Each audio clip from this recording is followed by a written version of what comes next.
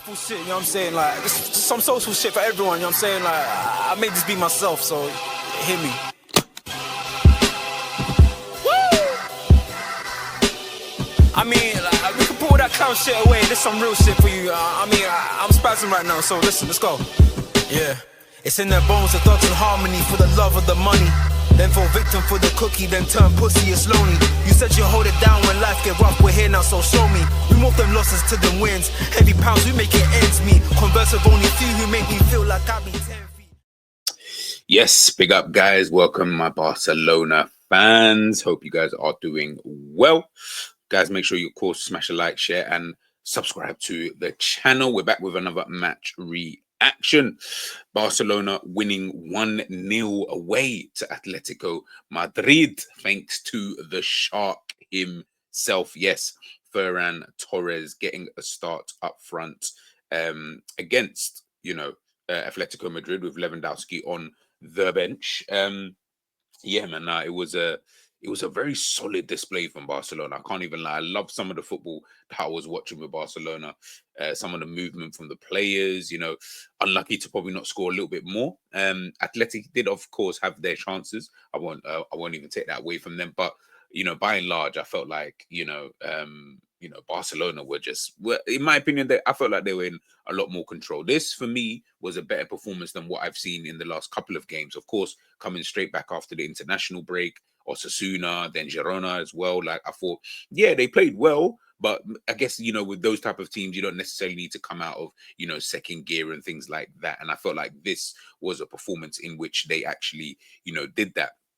As I said, look, Atleti, they had their chances. Atletico, should I say?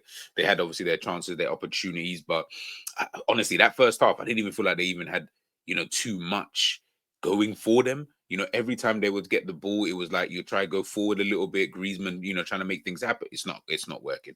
It's really, really, not working. And I just felt like Barcelona just felt like they were a lot more dominant in what they were trying to do. There was a lot more intent in what they were trying, to actually do. And obviously, Atletico, obviously they come out with this, Julian Alvarez and Griezmann, the two up top midfield of Barrios, Simeone, and De Paul. I thought all three were poor, to be honest with you. I can't even lie.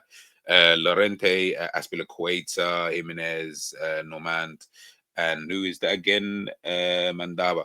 Like, yeah, none of them were good. I'll be honest with you. I can't really think of many Atletico players who I thought, oh yeah, he played well. I felt like there was a lot more moaning than there was actually playing football when it came to them.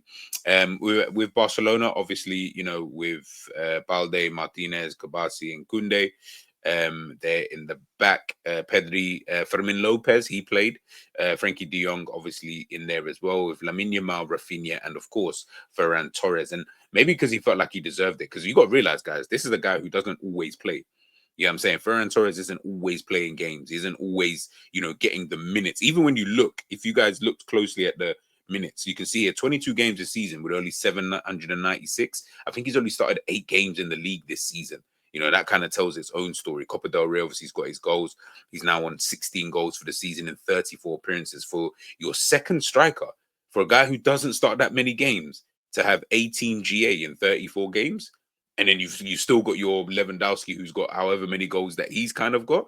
Yo, that's very, very, very, very good. That's exactly what you're looking for in a player like Ferran Torres. And even the pass from Lamine Yamal into Torres. It was all round. It was just brilliant football from Barcelona. And I felt like, as I said, it was just really, second half, of course, Atletico, they need to come out a bit more. They need to, try and, attack. And again, just show a bit more intent. And I felt like they were in moments, but Barcelona, again, by and large, were just kind of controlling proceedings. Didn't really feel like they needed to do too much. Obviously, knowing that if Atletico obviously try and push forward, guess what? They're going to leave gaps in behind. Really, I think the only fault I could probably give Barcelona a night like this is that should have probably have scored more. You had the opportunities at times. It was just poor finishing. At times, wrong decision making. Sometimes from Balde, sometimes from Rafinha. For come on, man, like you got to make the right pass in the right moments. Otherwise, do you know what I mean? It's gonna kind of go to shits. But yeah, it was one of those games, man. I mean, it wasn't the 4-4 that we saw, you know, the last time these two obviously faced each other in the Copa del Rey in the first leg, but it could have been it could have been a game I felt that would have had and probably should have had more goals potentially from either side. But listen, I'm not going to complain. Barcelona through to the final of the Copa del Rey, and I believe they will face Real Madrid. So yeah, that's going to be, of course, another Clasico, another interesting match between the two, and of course the treble is still on for Barcelona. So that's the part that I'm kind of intrigued about. In terms of other players, really and truly, it was Lamine Yamal. I felt played well. In spells, you know, he's weird, man. 'Cause I feel like at times he goes through these kind of like, I don't know, like he'll not ghost, but he'll be quiet in games and stuff like that. And it won't necessarily be because I felt like the left back was locking him down. I didn't really feel like it was that type of game. It's just more about himself. Maybe, I don't know, maybe, you know, at times if he's not scoring or he's, you know, not playing the right pass or doing the right things at times, I feel like maybe I don't want to say lets it get to him, but it's almost like his next action is usually, I'm either going to go on a fuck it one or I'm going to, you know, maybe make the wrong decision and stuff like that. I did feel at moments in the game, I don't know, he's kind of drifting in and out. Rafinha didn't really feel like he played all that, to be honest with you, in the game. Could have done better. Like I said, some of his decision making in the game wasn't really good. Pedri was Pedri. Do you know what I mean? He was doing his thing. Frankie de Jong, at times, needless fouls. Didn't really like it. Fermin Lopez, again, I love the position and the role that he kind of takes up in the team. I love it because he just finds just pockets of space all the time. He always finds these little pockets of spaces, you know, in behind the striker. You know, he's always giving himself as an option to almost every player on the pitch. Really, really like Fermin Lopez.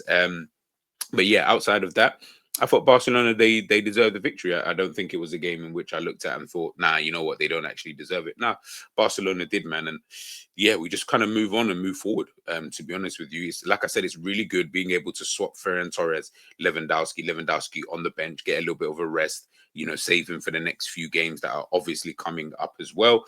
So yeah, not really too many complaints, to be honest with you.